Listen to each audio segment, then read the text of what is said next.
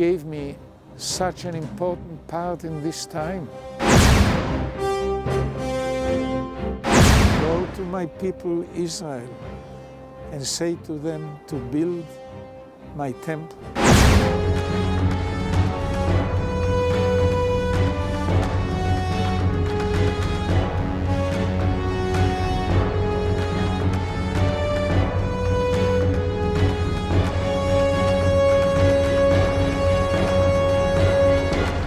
Ja, es ist sehr bedrückend und sehr schlimm, was Martin Luther hier formuliert.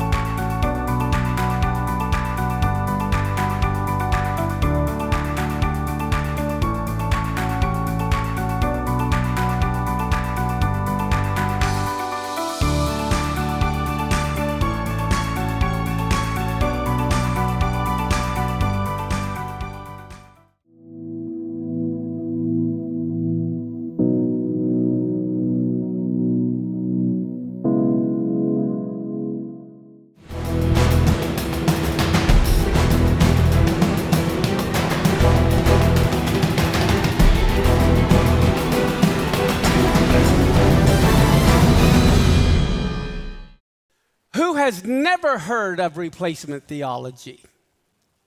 All right, it looks like everyone is familiar with replacement theology, which basically means the church has replaced Israel in God's redemptive plan.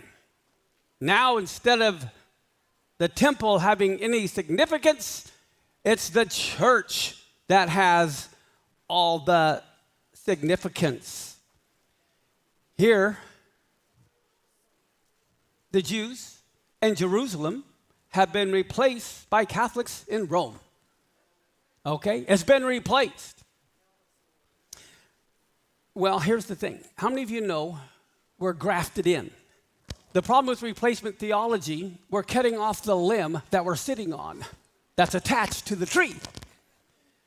And so we have to understand that. And so what happens is so often, as I mentioned in the first service, everybody sees things differently, especially when it comes to the verses of the Bible, depending if you're looking at it from a Greek mindset or a Hebraic mindset. Let me give you an example. This is from Galatians 3:28. There is neither Jew nor Greek, there is neither bond nor free. There is neither male nor female. If you're all one in Christ Jesus. How many have heard that? And how often do you hear the church say, well, look, there's neither male nor female, right? And there's so we can't say there's neither Jew nor Greek. In other words, the Jews are gone, basically. But here's the problem with that theology. When you say there's neither male nor female, where do you think we got the idea of there being over 100 genders now? Well, we say there's neither male nor female. If you say there's neither male nor female, well, then that justifies them having 107 some genders. When it says there's neither male nor female, they're not saying there's not either male or female. What they're saying is none of that justifies yourself before God. It doesn't matter if you're a Jew or a Greek before God. It doesn't matter if you're a male or a female. Females aren't lower than men. Men aren't lower than females. When it comes to God, we are all equal in his sight. It's not like this person's a slave and I'm a wealthy landowner, therefore God approves of me more. So a lot of people completely misunderstand this verse altogether. So when it comes to replacement theology, think about this. I want you to put your hat on that you're a believer in the 1700s. In the 1700s, you're a believer. There is no Israel. Israel's been gone for 1,700 years, all right? Really up to almost 2,000 years. When you read about all the promises to Israel, and there is no Israel, who are you going to think it belongs to? The church. That's what you're going to think. There is no Israel. And it's been 1,700 years. Evidently, Israel's not coming back. So if the Bible is true and it's prophetic and we read all about these promises that are coming to Israel, then that must have referred to the church and not Israel. There can't be Israel. But what happens in 1948? Israel reappears according to a prophecy. And now the church has a problem. There's not room for both of us. Well, how many of you know we need authenticity? Here's what replacement theology has done. It's turned Yeshua from that into that. And then we wonder why the Jews don't recognize him. And here he is holding a Greek text. And if you'll notice, in every picture, he seems to have arthritis in his hands. I mean, something is wrong here. He needs to get healed. Actually, what that is, the Catholics painted these, but they cut that hand sign, I don't have it in my PowerPoint, comes from Hinduism and Buddhism, and they are trying to incorporate everything, they're trying to consolidate everything. And so that's what happens with replacement theology. Here we have Yeshua during the Feast of Unleavened Bread, and he's got a big loaf of bread in his hand. And he's got these pink clothes on. They're supposed to be reclining on the floor, not sitting at a table. And here he is looking up into heaven, and what is he thinking? Oy vey, get me out of these clothes. Get this loaf of bread out of my hand. Matter of fact, I don't think he'd even recognize his baby pictures. If you do an internet search for the Mother Mary and Jesus, here's what you're going to get. The problem is, everyone tries to create God in their image rather than realizing we're created in his image. Every single tribe, nation, tongue is in his image.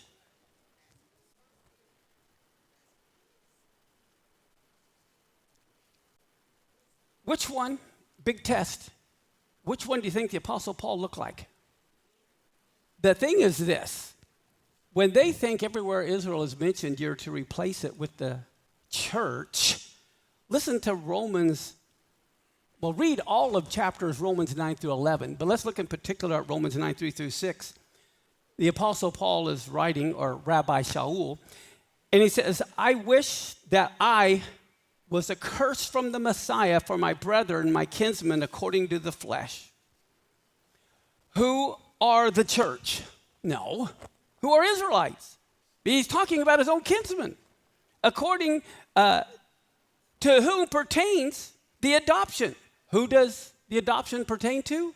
The Jewish people, the glory, the covenants, the giving of the law, the service of God, the promises, whose are the fathers, and of whom, as concerning the flesh, Messiah came, who is over all, God blessed forever, not as though the word of God has taken an effect, for they are not all the church who are the church. That doesn't make sense, does it? You have to stick with not, for they are not all Israel, which are of Israel. The thing is, for the last 2,000 years, when there's been no Israel, the church assumed that they must be the ones to whom all the future promises to Israel referred to. And then, as I said, all of a sudden Israel comes on the scene, and so what is the church to do? They say there's not room for both of us. This doesn't fit our theology. So, the Christian Messiah could no longer be Jewish. Therefore, Mary becomes a Catholic. His cousin John becomes a Baptist. His neighbors become Nazarenes. Yeshua becomes Jesus. Shaul becomes Paul. Yochanan becomes John. And Yaakov becomes James. That's what I talk about. A lot of believers, I don't believe in replacement theology. Well, then how come you continue to replace the calendar? How come you replace the Shabbat? How come, and all of a sudden they realize replacement theology goes a whole lot deeper. I'm going to tell you something that is going to come as a big shock. I'll never forget when I said it before, people thought I was a total heretic, but you have to listen to everything I say and not pick and choose. Do you know there were no churches in the New Testament? There were no churches in the New Testament. There were assemblies. Yes, John wrote to the 7 assemblies. Why do I know there were no churches? They didn't speak English back then. Okay? Now, we're going to look at this, a couple of verses here. Now, listen. In Acts chapter 2, verse 46, the apostles continued daily with one accord in the temple. Daily in the temple. Acts 5:42.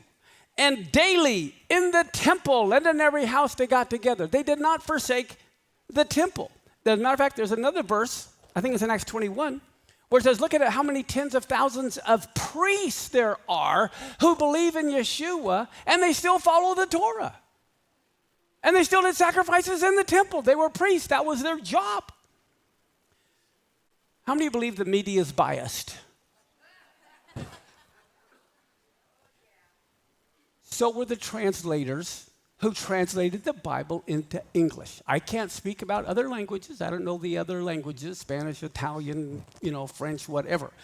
But in English, the translators were very biased. Listen to Acts. This is chapter 7, verse 38. It talks about, this is he that was in the church in the wilderness,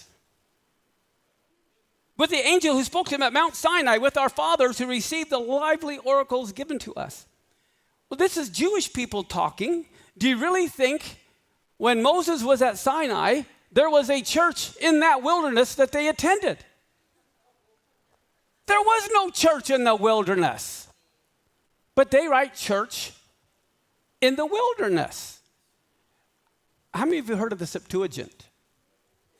Okay, that's when the Hebrew Bible was written into Greek. And this, who remembers when this happened?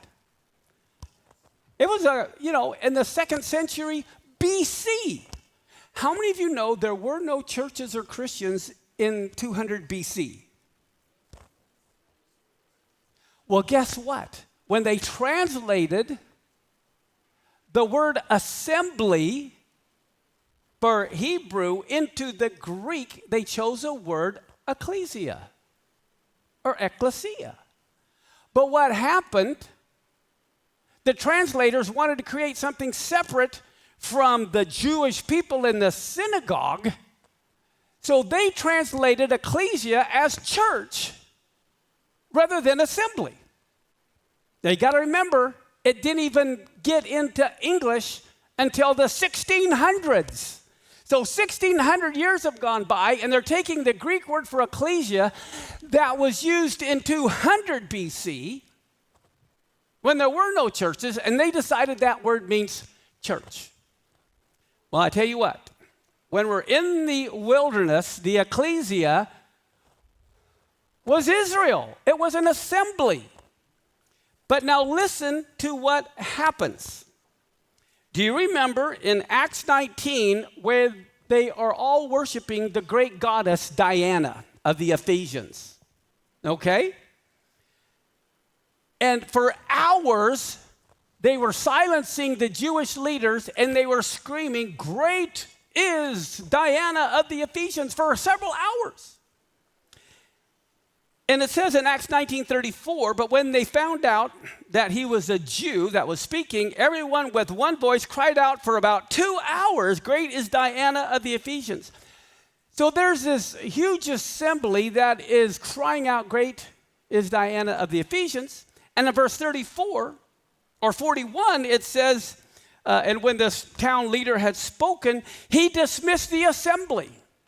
Well, wait a minute. What's the word? The word's ecclesia. Well, how come they didn't put down, then they dismissed the church?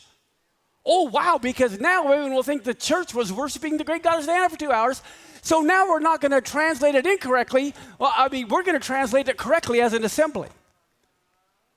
Just like the media today will pick and choose the words to try to define the news for you, here the translator had the Greek word ecclesia that they translate everywhere as church, but at this particular point, when they don't want it to be church, they translate it correctly as assembly.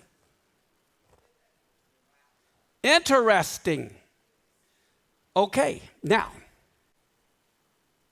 listen to Acts chapter 18, verse 26. It says he began, now this is after Messiah's risen, ascended, gone. These are the disciples and the apostles working. And it says, and he began to speak boldly in the synagogue. What's the Greek word for synagogue? Synagoge. You can look at synagogue and you're going to think synagogue. You can look at ecclesia now and you think church. But both of them were synonyms. It was the same word like father and dad. They both meant assembly. A Mariners baseball game is an ecclesia. A Mariners baseball game is a synagogue. They both meant assembly, but the church wanted to create a separation. So listen to this. How many of you know James was not James? Okay, his name was Jacob. You go and you look at any Greek Bible and you look up James 1:1, it says Yaakov. But we decided to translate it as, they translated Yaakov as Jacob all through the Gospels, but now there's been a big change, so now Yaakov becomes James. But anyway, you're going to be familiar with the verse in James 2:1 and 2. And it says, if one comes into your assembly, a man with a gold ring, goodly apparel, and there also come in a poor man in vile raiment, don't give him preference. Everyone familiar with that verse?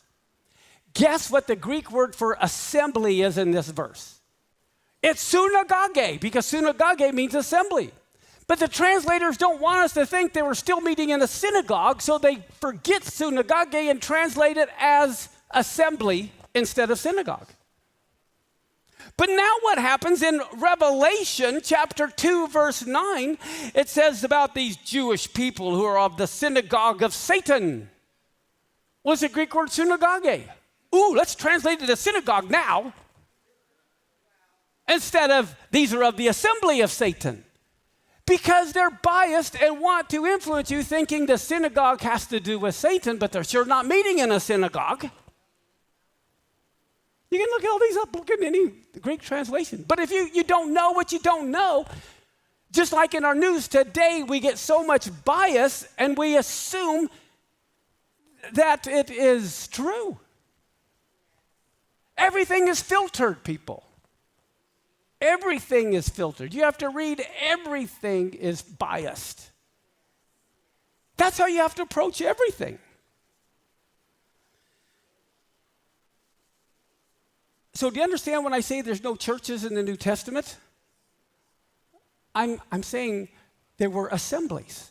They assembled together, but we have to get rid of the English mindset. Now, not only that, when the new heavens or the new Jerusalem comes down out of heaven, it's not Rome that comes down out of heaven. Listen to Revelation 21, 10 through 13. John says, he carried me away in the Spirit to a great and high mountain and showed me the great city, the holy Jerusalem, descending out of heaven from God. Because remember, everything's based on the pattern. Whatever's up there is what's down here. And he told the Jewish people to make the pattern. So here comes that great city, the holy Jerusalem, descending out of heaven from God, having the glory of God. Her light was likened to a stone most precious, like a jasper stone, clear as crystal. It had a wall that was great and high, and it had 12 gates. And at the gates were 12 angels. And the names were written there on the gates. That's descending from heaven. That's still future. And it says, which are the names of the 12 tribes of the children of Israel. What? Are you telling me there's not a Pentecostal gate? There's not a Baptist gate? There's not a Catholic gate? What? There's a gate for the tribe of Judah that you're going to be able to enter. Listen to Ezekiel. Revelation gets this from the book of Ezekiel. In Ezekiel 48:31, it says, and the gates of the city will be after the names of the tribes of Israel. Gee, when we connect Revelation to Ezekiel and it talks about the future, here it's telling us that's what it's named after. I think it's interesting. There's 3 gates that are to the north. All right, I don't know how many of you have memorized where the tribes all settled around. But who was on the north? Okay, you have Dan, Asher, and Naphtali. That's the 2 sons of Bilhah and the Leah. Okay, but listen, this time, all the gates are going to be changed. This time, Reuben, who was on the south, is now on the north. Judah, who was on the east, is now on the north. And Levi, who didn't have a gate, is now on the north. And on the east side, which had Judah mainly, okay, Zebulun and Issachar, who were all Leah's kids, this time on the east side is going to be Joseph and Benjamin, who was on the west. Joseph was Ephraim and Manasseh divided, but this time Ephraim and Manasseh are together. It's just Joseph, Benjamin. These are Rachel's kids now. And one for Dan, which is one of Rachel's handmaid's kids. And then it says, let's see. Where am I at here? Okay. Then it says here on the south, now on the south side, okay, here's who we have now. South side. Simeon, Issachar, and Zebulun. And at the west side is Gad, Asher, and Naphtali. So they're all getting scrambled around from where they were initially. Now it's going to be different. But as I said, there is no Catholic, Methodist, Lutheran, Baptist, or Pentecostal gate. They're named after the tribes.